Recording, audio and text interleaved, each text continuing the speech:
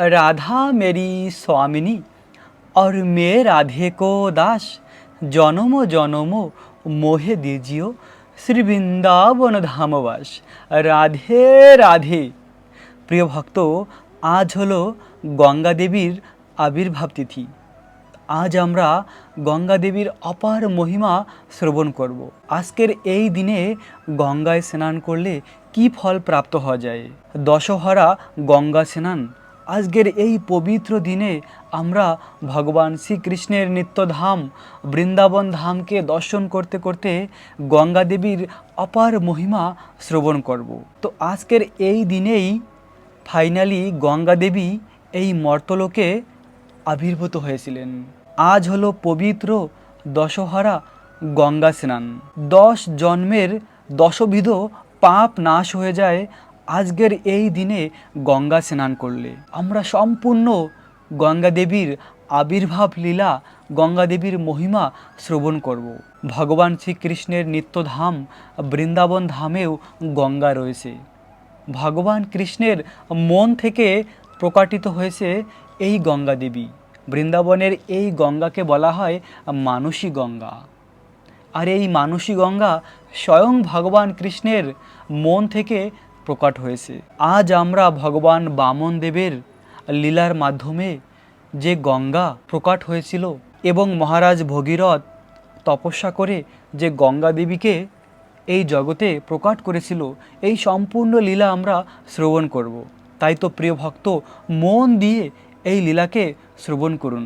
প্রজাপতি কাশ্যপ মুনির অনেক পত্নী রয়েছে, তার মধ্যে অন্যতম অদিতি। আর এই অদিতি মাতার পুত্ররা হলো সমস্ত দেবতা। যত দেবতা রয়েছে এই সকল দেবতার মাতা হলো অদিতি মাতা। এক সময় প্রহ্লাদ মহারাজের পুত্র বলি মহারাজ আর সমস্ত অসুর কুলেরা ব্রাহ্মণদের বৈষ্ণবদের সেবা করে অনেক শক্তি সঞ্চয় করেছিল, আর তারা স্বর্গের দেবতাদের পরাজিত করে স্বর্গ লাভ করেছিল। বলি মহারাজ পুরো ত্রিভুবনের রাজা হয়েছিল, কেননা তখন সমস্ত অসুররা ব্রাহ্মণ আর ভক্তদের সেবা করেছিল। আর এইভাবে পুরো জগতের রাজা ছিল বলি মহারাজ। আর স্বর্গের যে দেবতা তারা স্বর্গ থেকে পালিয়ে গিয়ে এখানে ওখানে কষ্টে দিন যাপন করছিল।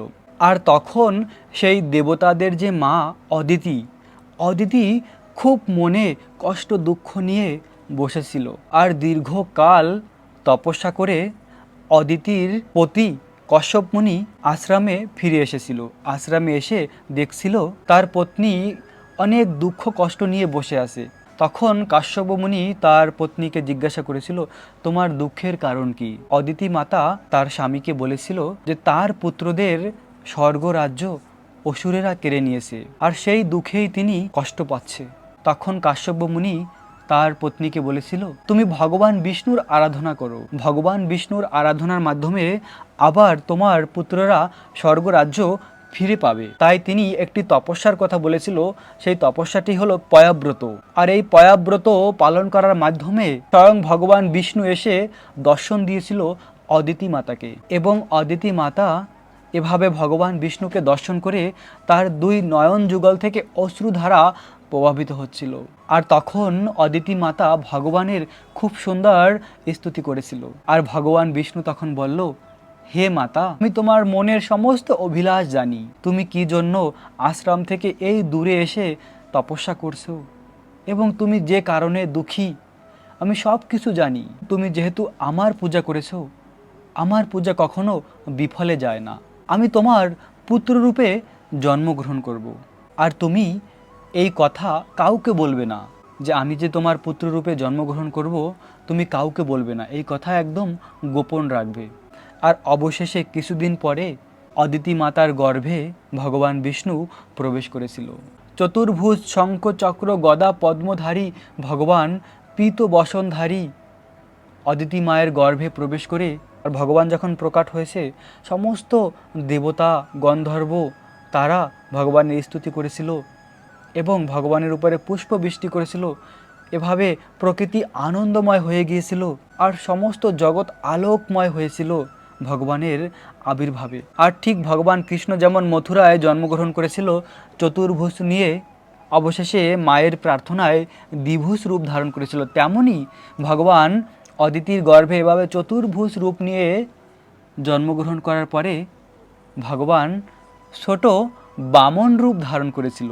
আর তখন সমস্ত দেবতারা এক একটি জিনিস দিয়েছিল বামনদেব ভগবানকে, কেননা দেবতারা তো জানে যে স্বয়ং ভগবান এসেছে অদিতি মায়ের গর্ভে।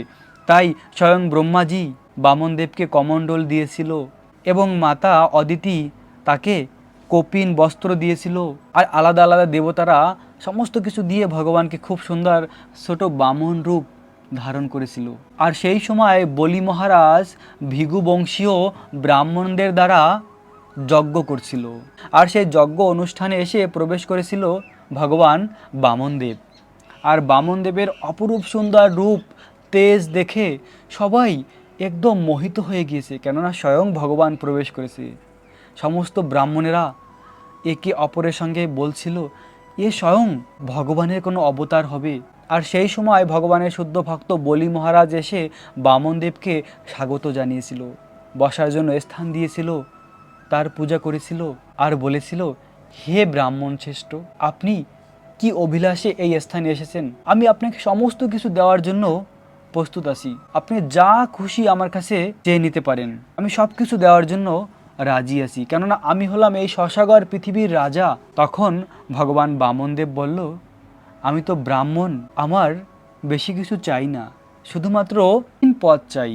আমার পায়ের 3 পদে যতটুক ভূমি আসে ততটাই ভূমি আমি চাই।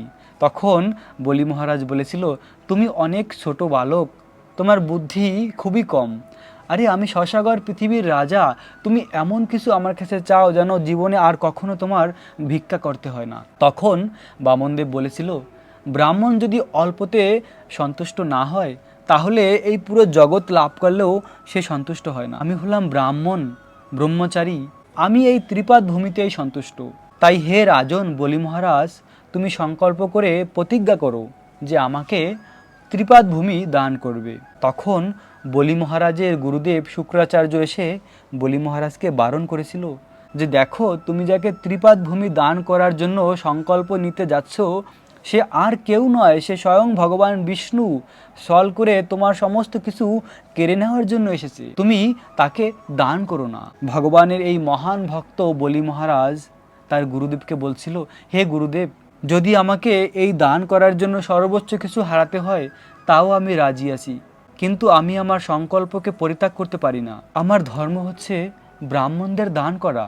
আসলে বলি মহারাজের থেকে তার রাজ্য কেড়ে নেওয়ার জন্য এসেছিল ভগবান, কিন্তু ভগবান যেভাবেই আসুক না কেন, ভগবান যা কিছু করুক তাই ভক্তের জন্য কৃপা, করুণা। তো তখন তিনি তার গুরুদেবের কথা শোনেনি। তার গুরুদেব তাকে ক্রোধান্বিত হয়ে অভিশাপ দিয়েছিল, তুমি শ্রীহারা হয়ে যাবে, সমস্ত সম্পদ তোমার চলে যাবে তোমার থেকে, এরকম অভিশাপ দিয়েছিল। যেহেতু ভগবানকে সর্বোচ্চ তিনি দান করেছিলেন, তাই দ্বাদশ মহাজনের অন্যতম বলি মহারাজ হয়েছিলেন। ভগবানকে ভালোবাসলে ভক্ত কি না প্রাপ্ত হতে পারে। আর তখন বলি মহারাজ আসমান করে সংকল্প করে ভগবান বামনদেবকে ত্রিপাদ ভূমি দান করেছিল। আর ভগবান বামনদেব তখন তার বিশাল রূপ ধারণ করেছিল, এত বৃহৎ রূপ ধারণ করেছিল, ভগবান তার এক পদের দ্বারা পাতাল লোক থেকে শুরু করে এই পৃথিবী পর্যন্ত ভগবান আবৃত করেছিল। এবং ভগবান যে তার দ্বিতীয় পদ বাম পা দিয়ে ব্রহ্মলোক পর্যন্ত ভগবান আবৃত করেছিল, এবং ভগবানের পায়ের আঙ্গুলের দ্বারা ব্রহ্মলোক ভেদ করে যে ব্রহ্মলোকের উপরে আবরণ রয়েছে সেই আবরণ ভেদ করেছিল। আর সেই আবরণ ভেদ করে বিরজা নদীর জল প্রবেশ করেছিল। আর তখন সেই জলকে ব্রহ্মাজি তার কমণ্ডলে ধারণ করেছিল। আর ভগবানের চরণকে স্পর্শ করে যে বিরজা নদীর জল নিচে প্রভাবিত হয়েছিল, ব্রহ্মাজি কমণ্ডলে ধারণ করেছিল, এই জলই হলো গঙ্গা জল। প্রিয় ভক্ত, এভাবে ভগবান বামনদেবের লীলার মাধ্যমে গঙ্গা দেবী প্রথমে প্রকট হয়েছিল। আর বলি মহারাজকে বলেছিল ভগবান বামনদেব, হে রাজন, তুমি বলেছিলে আমাকে ত্রিপাদ ভূমি দান করার জন্য, আমার 2 পদের দ্বারাই আমি সমস্ত জগৎকে আবৃত করে নিয়েছি, আমার তৃতীয় পদ কোথায় রাখবো হে রাজন? তখন বলি মহারাজ বলেছিল, হে ভগবান, তোমার তৃতীয় পদ আমার মস্তকের উপরে রাখো। এভাবে বলি মহারাজ এই জগতের মহান দানবীর হয়েছিল এবং ভগবানের মহান ভক্ত হয়েছিল ভগবানকে সর্বোচ্চ দান করার মাধ্যমে। অবশেষে ভগবান বামনদেব বলি মহারাজকে সুতল লোক দিয়েছিল, আর সুতল লোককে ভগবান এমনভাবে বানিয়ে দিয়েছিল স্বর্গ থেকে আরও বেশি ঐশ্বর্য সেখানে। এই জগতের তিতাব দুঃখ জ্বালা সেখানে নেই, আর ভগবান স্বয়ং সেই সুতল লোকের দ্বারপাল হয়ে গিয়েছিল। দেখুন ভগবান কত ভক্তবৎসল। ভক্ত তাকে দান করার ফলে ভগবান তাকে সমস্ত কিছু দিয়ে দিয়েছে। এভাবে এই মধুর বামন দেবের লীলার মাধ্যমে গঙ্গা দেবীর প্রকাট হয়েছিল। প্রথমে গঙ্গা দেবী ব্রহ্মলোকে ছিল, ব্রহ্মাজি তার কমণ্ডলে গঙ্গা দেবীকে ধারণ করে রেখেছিল। অবশেষে এই গঙ্গা দেবীকে ব্রহ্মাজি স্বর্গলোকে স্থান দিয়েছিল। তো দীর্ঘকাল গঙ্গা দেবী স্বর্গলোকে বাস করত এবং এই মর্তলোকে একবার অংশুমানের 60,000 পুত্র মারা গিয়েছিল এবং সেই 60,000 পুত্রের অস্থিকে যদি গঙ্গায় বিসর্জন করা হয় তাহলে তারা স্বর্গলোক প্রাপ্ত হবে। কিন্তু তখন সমস্যা ছিল এই ধরতির বুকে গঙ্গা ছিল না, আর অংশুমান তখন গঙ্গা দেবীর আরাধনা করে গঙ্গা দেবীকে এই জগতে প্রকাট করার চেষ্টা করেছিল, কিন্তু তিনি সেটা পারেনি। আর অংশুমানের পুত্র হলো দিলীপ, আর এই দিলীপ বহু বছর তপস্যা করেছিল গঙ্গা দেবীকে এই জগতে প্রকাট করার জন্য, কিন্তু তিনিও ব্যর্থ হয়েছিলেন। এবং দিলীপের পুত্র ভগীরথ, আর এই ভগীরথের তপস্যায় স্বয়ং গঙ্গা দেবী এসে তাকে দর্শন দিয়েছিল আর তাকে বলেছিল, আমি তোমার তপস্যায় সন্তুষ্ট হয়েছি, আমি এই জগতে আসার জন্য রাজি আছি, কিন্তু আমার দুটি শর্ত রয়েছে। আমার যে প্রবল বেগ, এই বেগকে ধারণ করবে কে? আমি যদি ডাইরেক্ট পৃথিবীর উপরে পড়ি তাহলে পৃথিবী ছিদ্র হয়ে আমি পাতালে চলে যাব। তখন ভগীরথ মহাদেবের কাছে এসে প্রার্থনা জানিয়েছিল, আর মহাদেব যখন শুনেছে যে ভগবানের চরণামৃত গঙ্গা, তখন মহাদেব সঙ্গে সঙ্গে বলেছে গঙ্গাকে আমি আমার জটায় ধারণ করব। তো ভগীরথ এসে গঙ্গা দেবীকে বলেছে যে স্বয়ং মহাদেব তার জটায় আপনাকে ধারণ করে রাখবে। তো প্রথম প্রশ্নের উত্তর গঙ্গা দেবী পেয়েছে। দ্বিতীয় প্রশ্ন হলো যে আমি যদি এই মর্তলোকে আসি তাহলে সমস্ত মর্তের লোক এসে আমার গঙ্গায় স্নান করে তাদের সমস্ত পাপ আমার কাছে এসে রেখে যাবে, আমি কি করে এই পাপ থেকে মুক্ত হব? আর তখন ভগীরথ বলেছিল, হে দেবী, এই জগতের মানুষ এসে গঙ্গায় স্নান করে যেমন পাপ মুক্ত হবে, তেমনি ভগবানের পরমহংস ভক্ত, ভগবানের শুদ্ধ ভক্তরা এসে যখন তোমার এই গঙ্গায় স্নান করবে তখন তাদের পরশ পেয়ে তোমার সেই সমস্ত পাপ মুক্ত হয়ে যাবে। দেখুন গঙ্গা দেবীকেও পবিত্র করতে পারে ভগবানের শুদ্ধ ভক্তরা। তাহলে ভেবে দেখুন ভগবানের ভক্তরা কত মহান। প্রিয় ভক্ত, অক্ষয় তৃতীয়ার দিন স্বর্গলোক থেকে মহাদেবের জটায় প্রবেশ করেছিল গঙ্গা দেবী, আর ফাইনালি আজকের এই দিনে গঙ্গা দেবী এই মর্তলোকে প্রকাট হয়েছিল। আজকের এই দিনে যে ভক্তরা গঙ্গায় গিয়ে স্নান করে তারা 10 জন্মের 10বিধ পাপ থেকে মুক্ত হতে পারে। এবং যেহেতু এই গঙ্গা স্বয়ং ভগবানের চরণামৃত, তাই এই গঙ্গায় স্নান করলে কৃষ্ণ প্রেম লাভ করা যায়। বিশেষ করে আজকের এই দিনে যারা গঙ্গা স্নান করে তারা ভগবানের অনন্য ভক্তি লাভ করতে পারে, কেননা গঙ্গায় স্নান করলে সঙ্গে সঙ্গে আমরা সমস্ত পাপ থেকে মুক্তি লাভ করব আর হৃদয় নির্মল হয়ে যাবে। তাই তো প্রিয় ভক্ত, যদি সম্ভব হয় আপনারা আজকের এই দিনে গঙ্গা স্নান করবেন। যদি গঙ্গা নদী নাও থাকে, আপনাদের আশেপাশে যে কোনো নদী রয়েছে সেখানে গিয়ে গঙ্গা দেবীকে স্মরণ করে স্নান করতে পারেন, তাহলে গঙ্গা স্নানেরও ফল প্রাপ্ত হবেন। যদি কারো বাড়ির আশেপাশে কোনো রকমের নদী না থাকে তাহলে সে ওয়াশরুমে বসেও 3 বার গঙ্গা গঙ্গা বলে গঙ্গা দেবীর স্মরণ করে যদি স্নান করে তাহলে সেই গঙ্গা স্নানের ফল লাভ করা যায়। এভাবে রয়েছে গঙ্গা দেবীর মহিমা।